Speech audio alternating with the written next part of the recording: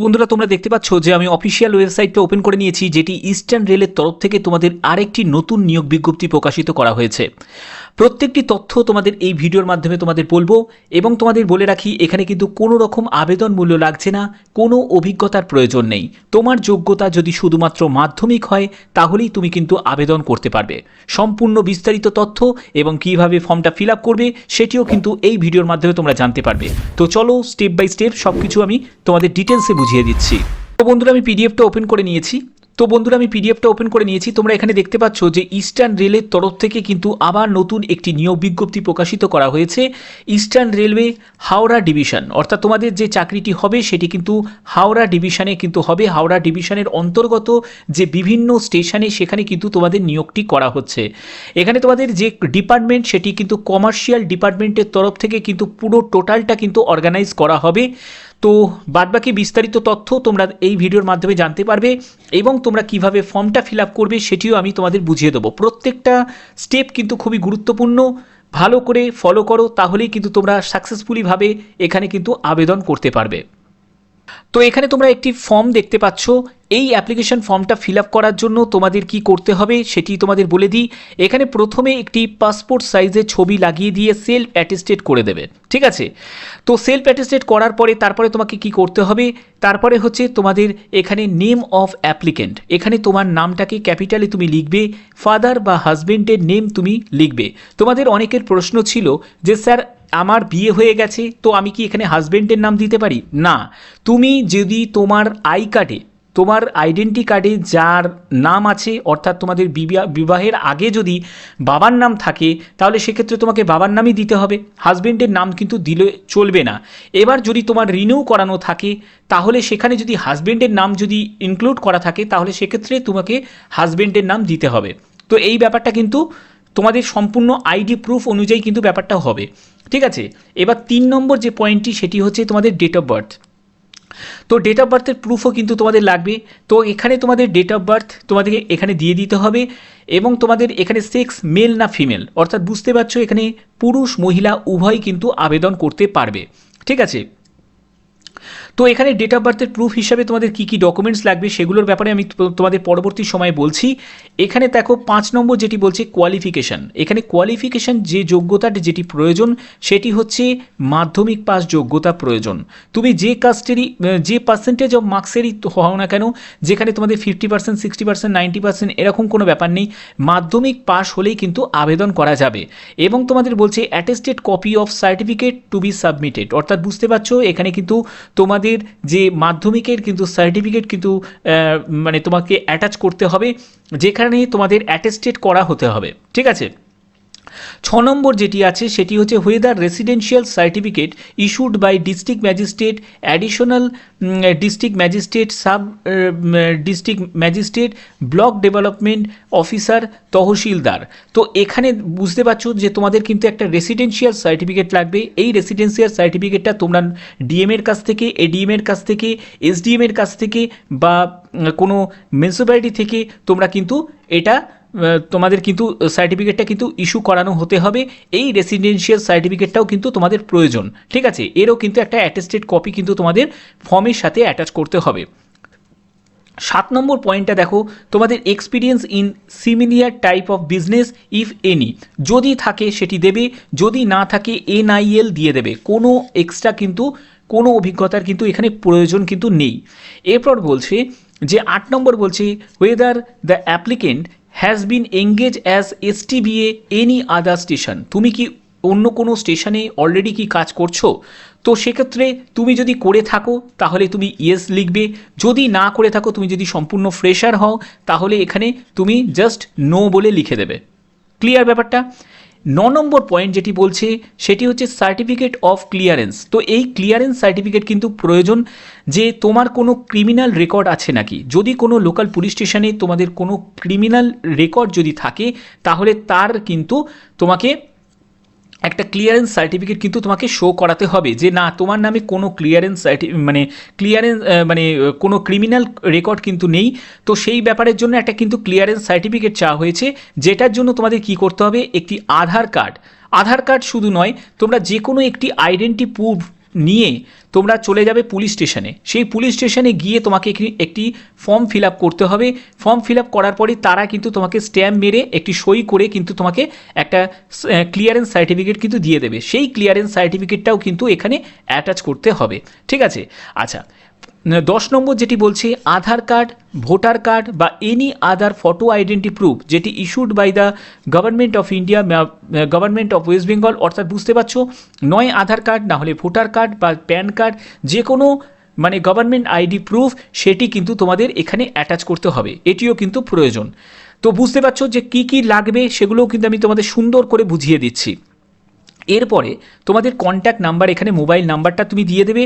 এরপরে তুমি কতগুলো ডকুমেন্টস তুমি অ্যাটাচ করছো, তো সেই ডকুমেন্টসগুলোকে কিন্তু তোমাকে সংখ্যায় লিখতে হবে। সেটি 3টে দিচ্ছ কি 4টে ডকুমেন্টস দিচ্ছ কি 5টা দিচ্ছ, তো সেই ডকুমেন্টসগুলো কিন্তু সংখ্যায় এখানে লিখে দেবে। এরপরে কি হবে, এরপরে করতে হবে হচ্ছে এখানে তোমাকে সই করতে হবে, ঠিক আছে। এখানে তুমি সই করবে, এখানে তোমাকে প্লেস দেবে, যে প্লেস থেকে তুমি বিলং করছো সেই প্লেসটা তোমাকে দিতে হবে এবং তোমাকে ডেটটা দেবে, যে ডেটে গিয়ে তুমি আবেদনপত্র জমা করছো সেই ডেটটা কিন্তু তোমাকে দিতে হবে। তো এইখানে ফর্ম ফিল আপটা তোমার কমপ্লিট হয়ে গেল, ঠিক আছে। তো এখানে আবেদন করতে গেলে তোমাদের এলিজিবিলিটিটা কি প্রয়োজন, তো যেটি প্রয়োজন সেটি দেখো, বি নম্বর যেটি বলছে the applicant should not under 18 years age, অর্থাৎ 18 বছরের কম বয়স হলে কিন্তু চলবে না, 18 বছরের ঊর্ধ্বে বয়স হতে হবে। তবে এখানে কিন্তু ঊর্ধ্বসীমা কিন্তু বলা নেই। তোমাদের যদি কোনো কোয়ারি থাকে তোমরা অবশ্যই কিন্তু ডিসিএম বিডিএম গিয়ে কিন্তু সেখানে যোগাযোগ করতে পারো সংশ্লিষ্ট আধিকারিকের সাথে। তো এখানে দেখো, যেটি আগে শিয়ালদা ডিভিশনে যখন বেরিয়েছিল তখন কিন্তু age limit, maximum age limit 45 বছর ছিল, তবে এখানে হয়তো হতে পারে এটি 18 থেকে 45 বছর কি 40 বছর কিন্তু থাকতে পারে, ঠিক আছে। তো এই ব্যাপারে যে ঊর্ধ্বসীমা যেহেতু দেয়া নেই, অর্থাৎ যে কোনো এজের ব্যক্তি কিন্তু এখানে আবেদন করতে পারবে, ঠিক আছে। তবে তোমরা 18 থেকে 40 মেনে চলতে পারো, তবে ঊর্ধ্বসীমা যেহেতু দেয়া নেই তো যে কোনো এজের কিন্তু ব্যক্তি কিন্তু অ্যাজ পার নোটিফিকেশান কিন্তু আবেদন করতে পারে, কিন্তু চেষ্টা করবে 17 বছরের মানে 18 বছরের কম বয়সের ব্যক্তি কিন্তু কেউ আবেদন করতে পারবে না, ঠিক আছে। এটি কিন্তু এখানে মেনশন করা আছে। তো এখানে দেখো তোমাদের যোগ্যতা যেটি চাওয়া হয়েছে সেটি মাধ্যমিক পাস যোগ্যতা চাওয়া হয়েছে। তারপরে 3 নম্বর যে পয়েন্টটি বলছে সেটি হচ্ছে the selected applicant will also have to produce A certificate from the police station, অর্থাৎ পুলিশ স্টেশন থেকে কিন্তু তোমার যে একটি সার্টিফিকেট কিন্তু ক্লিয়ারেন্স সার্টিফিকেট কিন্তু ইস্যু করিয়ে নিতে হবে। তো এই ক্রিমিনাল যদি কোনো তোমার কোনো কেস আছে নাকি বা ক্রিমিনাল কোনো রেকর্ড আছে নাকি সেটির জন্য কিন্তু এই ক্লিয়ারেন্স সার্টিফিকেটটা কিন্তু নিয়ে নেওয়া হচ্ছে। এরপরে তোমাদের দেখো ডি নম্বরে যেটি বলছে সেটি হচ্ছে এসটিবিএ মানে স্টেশনে যে বুকিং এজেন্ট যেটি নেওয়া হচ্ছে সেখানে কিন্তু নট এক্স রেলওয়ে স্টাফ, মানে যারা আগে রেলওয়ে সার্ভিস করতো এক্স রেলওয়ে স্টাফরা কিন্তু এখানে আবেদন করতে পারবে না, এই ব্যাপারটা কিন্তু এখানে সম্পূর্ণ কিন্তু মেনশন করা আছে। তো এখানে দেখে নাও যে এখানে কিন্তু স্পেশাল কোনো কন্ডিশন কিন্তু এখানে মেনশন করেছে। তো যে স্পেশাল কন্ডিশন যেটি আছে সেটি হচ্ছে রেলের তরফ থেকে জানানো হচ্ছে যে railway administration will not be held responsible, মানে কোনো রকমভাবে রেলওয়ে অ্যাডমিনিস্ট্রেশন কিন্তু দায়ী থাকবে না যদি কোনো কাজ করতে গিয়ে ডেথ বা ইনজুরি যদি হও বা any operator labour during the execution of the work, মানে কাজ করতে গিয়ে কোনো যদি অঘটন ঘটে সেক্ষেত্রে কিন্তু রেলওয়ে অ্যাডমিনিস্ট্রেশন কিন্তু কোনো রকমভাবে দায়ী থাকবে না, এটি কিন্তু সম্পূর্ণভাবে এখানে কিন্তু বলা আছে। এবং দ্বিতীয় যেটি বলবো সেটি হচ্ছে যে ফর্ম ফিল আপ করার সময় তোমরা চেষ্টা করবে প্রত্যেকটি তথ্য সঠিকভাবে ইনপুট করার, কারণ জানবে যে এখানে যেহেতু কোনো রকম আবেদন মূল্য লাগছে না, তো সেক্ষেত্রে কোনো রকম যদি ফর্মে কোনো ত্রুটি থাকে তাহলে সেক্ষেত্রে ফর্ম কিন্তু তোমাদের অ্যাকসেপ্ট করবে না, রিজেক্ট করে দেওয়া হবে। ওকে, স্টেশনে নিয়োগটি করা হচ্ছে, এখানে একটি স্টেশন নয় একাধিক স্টেশনে নিয়োগ করা হচ্ছে। তো দেখো এখানে তোমরা অবশ্যই কিন্তু তোমাদের স্টেশনের নিয়ারেস্ট যে স্টেশন সেই স্টেশনের নাম কিন্তু উল্লেখ করতে ভুলবে না। তো এখানে দেখো খামারগাছি স্টেশন, বাঁশবেড়িয়া স্টেশন, তারপরে হচ্ছে বেলানগর স্টেশন, তারপরে হচ্ছে ডিআরও স্টেশন, তারপরে হচ্ছে দৈনহাট স্টেশন, তারপরে হচ্ছে পাটুলি স্টেশন, খন্ডান স্টেশন। আচ্ছা, তারপরে দেখো এখানে হচ্ছে শ্রীখণ্ড স্টেশন, তারপরে হচ্ছে সমুদ্রগড় স্টেশন, তারপরে হচ্ছে বাহিরখন স্টেশন, তারপরে পল্লা রোড স্টেশন, তারপরে হচ্ছে ধাত্রীগ্রাম স্টেশন, তারপরে হচ্ছে পূর্ব সাঁথালি স্টেশন, তারপরে হচ্ছে নিগন স্টেশন, তারপরে হচ্ছে বাঙ্কাপাশি স্টেশন, তারপরে হচ্ছে বালগানা স্টেশন, তারপরে হচ্ছে বাজার সাউথ স্টেশন, এরপর হচ্ছে বনপাস স্টেশন, তারপরে হচ্ছে ঝাপটারডাল স্টেশন। তো এই এতগুলো স্টেশনে কিন্তু এই নিয়োগটি করা হচ্ছে, অর্থাৎ 19টা স্টেশনে তোমরা দেখতে পাচ্ছ 19টা স্টেশনে কিন্তু নিয়োগটি করা হচ্ছে। আগে যতবার বিজ্ঞপ্তি প্রকাশিত করা হয়েছিল সেখানে একটি মাত্র স্টেশন করে বিজ্ঞপ্তি প্রকাশিত করা হতো, বাট এখন দেখা যাচ্ছে যে 19টা মতো স্টেশনে কিন্তু নিয়োগ করা হচ্ছে। এটি তোমাদের জন্য একটা বড় অপরচুনিটি। তো 19টা স্টেশনের মধ্যে যদি তোমার স্টেশন হয় অবশ্যই তোমরা কিন্তু আবেদন করতে পারবে। যাদের যাদের এই স্টেশনের মধ্যে তাদের লোকেশন নয় তারা অবশ্যই কিন্তু তোমাদের নিয়ারেস্ট যে স্টেশনের নাম কিন্তু কমেন্ট করতে ভুলবে না। তোমাদের স্টেশনেরই যখন বিজ্ঞপ্তি প্রকাশিত হবে তখন অবশ্যই সবার আগে আমার চ্যানেলের মাধ্যমে তোমরা কিন্তু জানতে পারবে। তার জন্য অতি অবশ্যই কিন্তু চ্যানেলটাকে সাবস্ক্রাইব করে বেল আইকন অল করে রাখবে। তো এখানে দেখো, তো এখানে যে তোমাদের যখন সিলেকশন হয়ে যাবে, মনে রাখবে এটি কিন্তু এখন প্রয়োজন হবে না, আফটার সিলেকশন, ঠিক আছে। যেহেতু টেন্ডার ভিত্তিতে যেহেতু নিয়োগটি করা হয়, তো সেক্ষেত্রে আফটার সিলেকশনের পরে তোমাদের কিন্তু 2000 টাকার কিন্তু তোমাদের একটি ডিমান্ড ড্রাফট কিন্তু কাটতে হবে। তবে সেটি কিন্তু এখন প্রয়োজন না, এটি পরবর্তী সময়ে কিন্তু প্রয়োজন হবে। এটি হচ্ছে NSG 6 এর মধ্যে যে স্টেশনগুলো পড়ছে তাদের 2000 টাকা এবং 5000 টাকা হচ্ছে NSG 5 এবং SG 3 ক্যাটাগরি যেসব স্টেশন আছে তাদের ক্ষেত্রে। মনে রাখবে এটি কিন্তু আফটার সিলেকশন, মানে সিলেকশন হওয়ার পরে, কিন্তু এগুলো যখন তোমাদের পিরিয়ড যখন কমপ্লিট হয়ে যাবে, মানে চাকরির মেয়াদ যখন কমপ্লিট হয়ে যাবে তখন কিন্তু এটা সম্পূর্ণ কিন্তু তোমরা এই টাকাটা রিফান্ড পেয়ে যাবে। ওকে,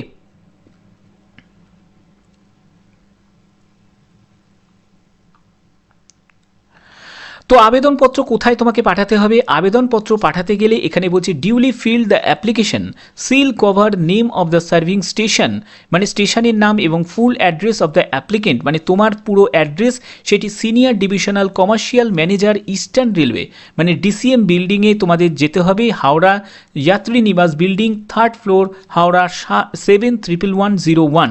তো এখানে গিয়ে তুমি ড্রপ বক্সে গিয়ে জমা দেবে। এখানে বলছে office of the senior divisional commercial manager eastern railway Howrah. সেখানে কত তারিখ থেকে জমা নেওয়া হবে ফর্ম? সেটি 18ই মার্চ থেকে ফর্ম জমা নেওয়া হবে এবং আবেদনের লাস্ট ডেট হচ্ছে 10ই এপ্রিল 2024। তো এখানে তোমাদের দেখো 11টা থেকে সকাল 11টা থেকে 5টার মধ্যে তোমাদের কিন্তু এভরি ওয়ার্কিং ডেজে কিন্তু তোমাদের যেতে হবে। নন ওয়ার্কিং ডেজে গিয়ে কিন্তু কোনো লাভ নেই, সেখানে কিন্তু কোনো রকমভাবে ফর্ম কিন্তু অ্যাকসেপ্ট করবে না। এখানে দেখো বলছে no tender application will accepted after 5টা, অর্থাৎ 5টার পরে, মানে 10 তারিখে 10ই এপ্রিল তুমি যদি 5টার পরে যদি কোনো রকমভাবে যদি ড্রপ বক্সে গিয়ে জমা করতে যাও তাহলে কিন্তু সেটি কিন্তু অ্যাকসেপ্ট করবে না, তোমাকে ফর্মটা কিন্তু বাতিল করে দেওয়া হবে। তো এই ব্যাপারটা কিন্তু তোমাকে মাথায় রাখতে হবে যে 18 তারিখ থেকে 10ই এপ্রিলের মধ্যে কিন্তু তোমাকে ফর্ম জমা করতে হবে এবং চেষ্টা করতে হবে যে 11টা থেকে 5টার মধ্যে কিন্তু অফিসে গিয়ে জমা করার। তো এই জায়গাগুলো তোমাদের ক্লিয়ার হয়ে গেছে। তো এগুলো কিন্তু সম্পূর্ণ যেহেতু টেন্ডার ভিত্তিতে নিয়োগটি করা হয়, তো সেক্ষেত্রে এখানে কিন্তু সময়সীমা ভাগ করা আছে। এখানে 3 বছরের কিন্তু কন্ট্যাক্ট পিরিয়ডে নিয়োগ করা হচ্ছে। যারা যারা অবশ্যই আবেদন করতে চাও তারা অবশ্যই কিন্তু এখানে আবেদন করতে পারো। তো এখানে আবেদন করতে গেলে মাথায় রাখবে, এখানে বলছে যে commission will be calculated only monthly basis is being done for halt agent and commission, অর্থাৎ সম্পূর্ণ কিন্তু এখানে তোমাদের কমিশন ভিত্তিতে কিন্তু এর মান্থলি যে বেতনটা যেটা থাকবে will be paid on the monthly basis from station earning. তো স্টেশনের মাধ্যমেই তোমাদের যে টিকিট সেল হবে তার ভিত্তিতেই তোমাদের কিন্তু এর আর্নিংটা কিন্তু থাকবে। যেখানে তোমাদের দেখতে পাচ্ছ যে স্ল্যাব 1 1 টাকা থেকে 20,000 টাকা টিকিট সেলের ওপর তোমাদের 25%, তারপরে 20,000 1 টাকা থেকে 1 লাখ টাকা টিকিট সেলিংয়ের ওপর তোমাদের 15% এবং 10 লাখ টাকার ওপরে যদি তোমাদের টিকিট সেল হয়, মানে 1 লাখ টাকা 1 লাখ টাকার উপরে যদি টিকিট সেল হয় সেখানে কিন্তু 4% মতো কমিশন কিন্তু থাকছে। তো এখানে দেখো প্রত্যেকটি তথ্য তোমাদের সামনে কিন্তু আমি শেয়ার করেছি। যদি তোমরা আবেদন করতে চাও তাহলে অতি অবশ্যই কিন্তু প্রত্যেকটি যেসব ফরম্যাট তোমাদের বললাম এবং যে ডকুমেন্টসের কথা বললাম সেই ডকুমেন্টসগুলো কিন্তু তোমাদের রেডি রাখতে হবে। তো ডকুমেন্টসের ব্যাপারটা তোমাদের আরেকবার তোমাদের আমি ক্লিয়ার করে দিচ্ছি যাতে তোমাদের বুঝতে যাতে অসুবিধা না হয়। এখানে কিন্তু সুন্দরভাবে আমি তোমাদের বলে দিচ্ছি। দেখো,